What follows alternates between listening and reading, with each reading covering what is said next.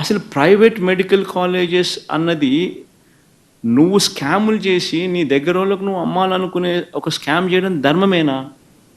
అసలు ప్రతి జిల్లాలోనూ ఒక మెడికల్ కాలేజ్ వస్తే దానివల్ల జరిగే మంచి ఏమిటి తెలుసా? ప్రతి జిల్లాలోనూ ఒక సూపర్ స్పెషాలిటీ హాస్పిటల్ వస్తుంది. టెరిషరీ కేర్ ఇంప్రూవ్ అవుతుంది.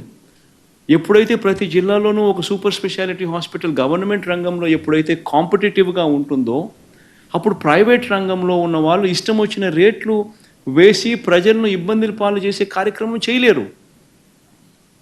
ఎందుకంటే గవర్నమెంట్ రంగంలో ఉన్న ఈ సూపర్ స్పెషాలిటీ హాస్పిటల్, ఈ మెడికల్ కాలేజు, ఈ మెడికల్ కాలేజ్ ఏదైతే ఉందో that will become the super speciality hospital which is going to be competitive.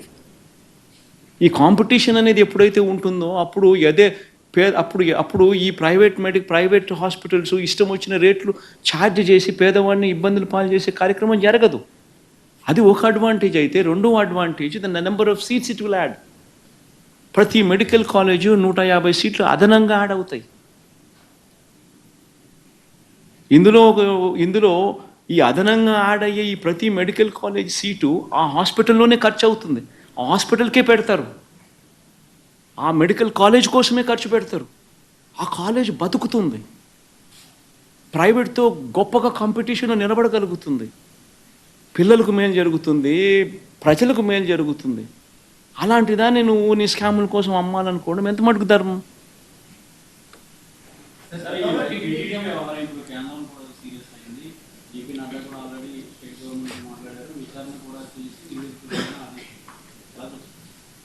Basically మన కర్మ ఏమిటి అని అంటే,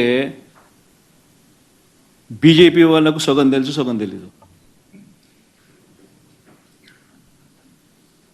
ఈ చంద్రబాబు నాయుడు అనే వ్యక్తి పూర్తిగా అబద్ధాల మనిషి, మోసాల మనిషి.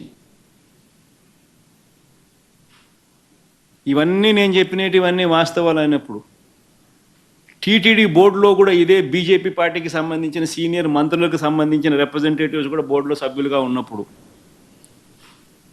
ఈ ప్రొసీజరు, ఈ ప్రాసెస్ అనేది వాళ్ళకి తెలియదా? కనుక్కోమని. తెలియకపోతే కనుక్కోమని చెప్పండి. కనుక్కొని తప్పు చంద్రబాబు నాయుడు అనే వ్యక్తి ఈ మాదిరిగా దుష్ప్రచారం చేసి ఉంటే, చంద్రబాబు నాయుడు అనే వ్యక్తి మీద అక్షింతలు వేసే ధైర్యం ఈ బీజేపీ పార్టీకి ఉందని నేను అడుగుతాను.